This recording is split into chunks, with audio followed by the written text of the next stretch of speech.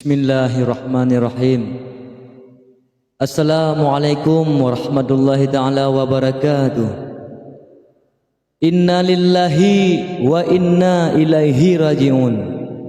Turut berduka cita atas berpulangnya ke rahmatullah ado gedanyo Imam Masykur, salah sidro pemuda Aceh yang gejak minta rezeki di Jawakarta. Lagunya lun pegat salah sabah bentuk perhatian lun terhadap almarhum adik gedanyo. Lun abadikan tragedi dalam bentuk sebuah lagu. Jadi hana maksud dan menyinggung orang lain. Semoga rakan-rakan dapat mengirim Al-Fatihah dan menancit ke keluarga, bertabah hati, menerima cobaan yang kagebi di Allahnya.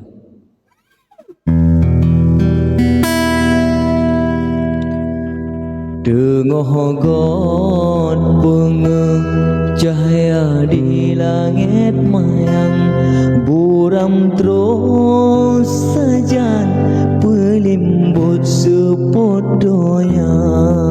Dengohna bacut nikmat kebile Tuhan, kena senang ayah dengan poma.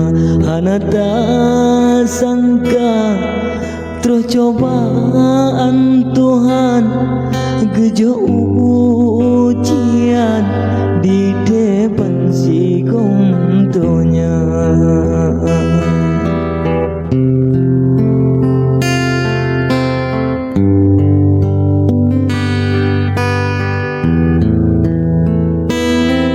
Alah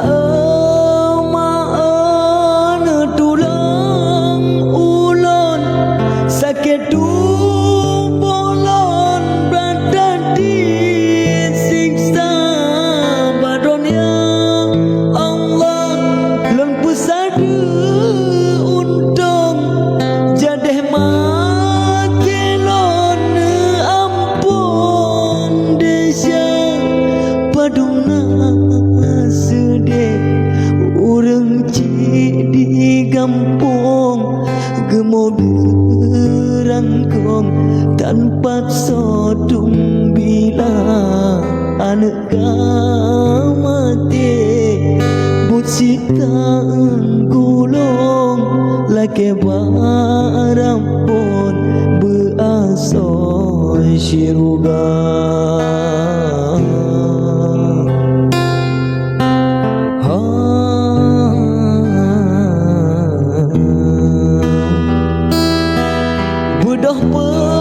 Pemimpin yang dalam nanggrong nekawal kasusnya be sampai direkayasa, sayang tak bangsa lum sabe dielanya hana sobela hukum semena-mena be sampai anak bangsa lom dalam udun lagi zaman tahun 2002 han sanggup mekalan lagi nyopekatan dan lena boyum nyawang manusia kasih monobe leroh ulang